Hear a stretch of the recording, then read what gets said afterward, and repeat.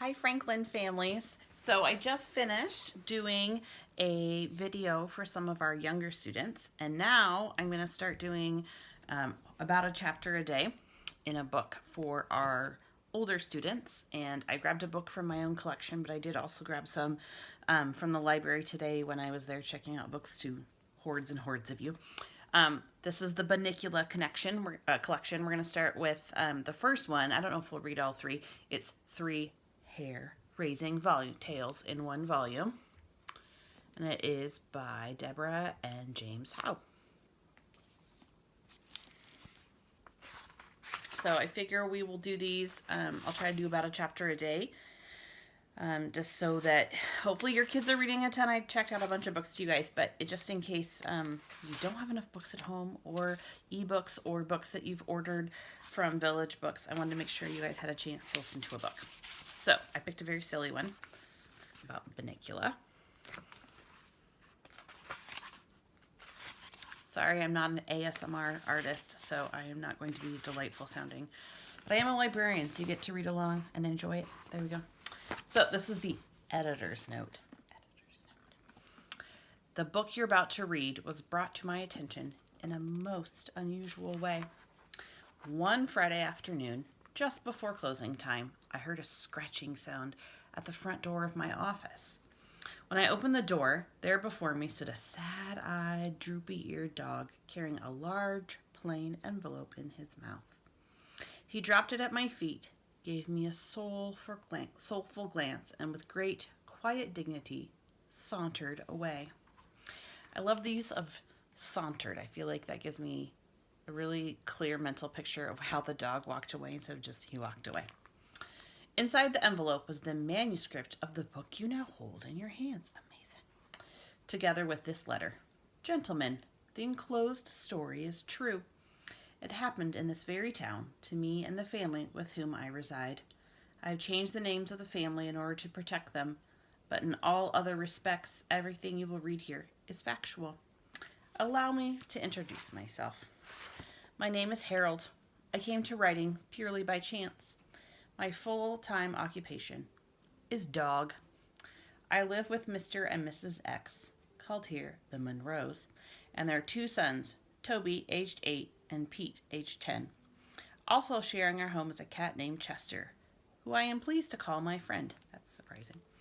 We were a typical American family, and still are, though the events related in my story have, of course, had their effect on our lives. I hope you will find this tale of sufficient interest to yourself and your readers to warrant its publication. Sincerely, Harold X. And it must have been interesting enough because it was published. This is chapter 1, The Arrival. I shall never forget the first time I laid these now tired old eyes on our visitor.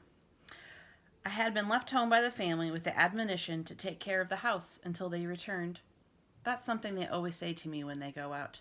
Take care of the house, Harold. You're the watchdog. I think it's their way of making up for not taking me with them. As if I wanted to go anyway. You can't lie down at the movies and still see the screen. And people think you're being impolite if you fall asleep and start to snore or scratch yourself in public. No, thank you. I'd rather be stretched out on my favorite rug in front of a nice whistling radiator.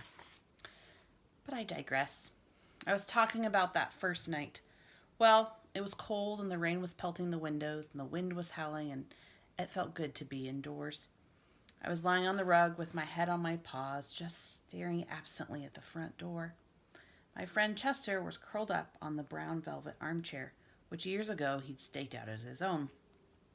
I saw that once again he covered the whole seat with his cat hair, and I chuckled to myself, picturing the scene tomorrow. Next to grasshoppers, there is nothing that frightens Chester more than the vacuum cleaner. In the midst of this reverie, I heard a car pull into the driveway. I didn't even bother to get up and see who it was. I knew it had to be my family, the Monroes, since it was just about time for the movie to be over. After a moment, the front door flew open. There they stood in the doorway, Toby and Pete and Mom and Dad Monroe. There was a flash of lightning, and in its glare I noticed that Mr. Monroe was carrying a little bundle. A bundle with tiny, glistening eyes. Can you see the picture? Pete and Toby bounded into the room, both talking at the top of their lungs. Toby shouted, "Put him over here, Dad!" "Take your boots off, you're soaking wet," replied his mother.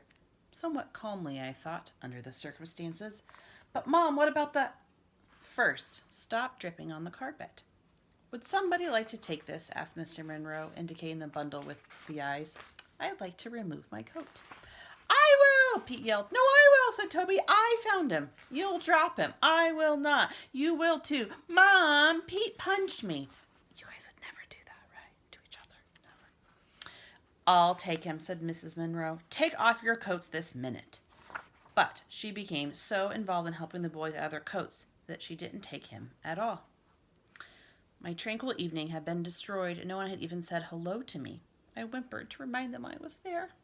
"Harold!" cried Toby. "Guess what happened to me?" And then, all over again, everyone started talking at once. At this point, I feel I must explain something.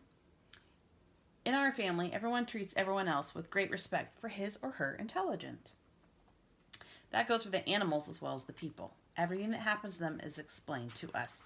It's never been just, "Good boy, Harold," or "Use the litter box, Chester," at our house. Oh, no. With us, it's, "Hey, Harold, Dad got a raise, and now we're in a higher tax bracket." Or, "Come sit on the bed, Chester, and watch this Wild Kingdom show. Maybe you'll see a relative." Which shows just how thoughtful they are.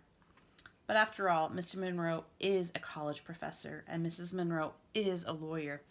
So we think of it as a rather special household, and we are, therefore, rather special pets.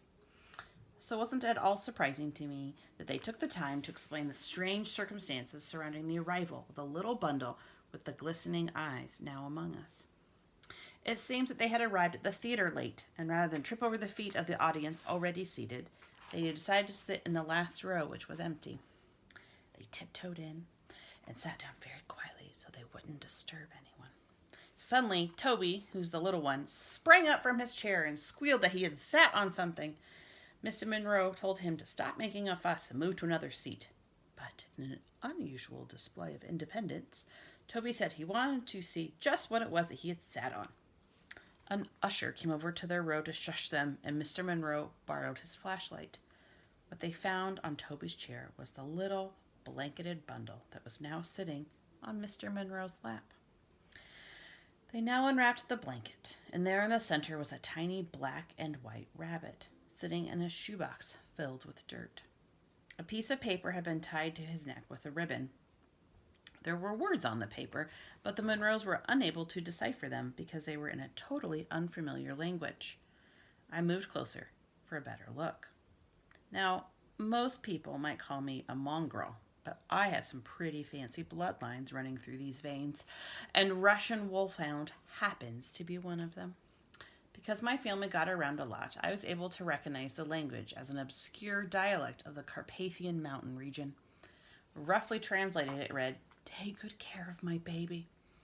But I couldn't tell if it was a note from a bereaved mother or a piece of Romanian sheet music. The little guy was shivering from fear and cold. It was decided that Mr. Monroe and the boys would make a house for him out of an old crate and some heavy-duty wire mesh from the garage. For the night, the boys would make a bed for him in the shoebox. Toby and Pete ran outside to find the crate, and Mrs. Monroe went to the kitchen to get him some milk and lettuce.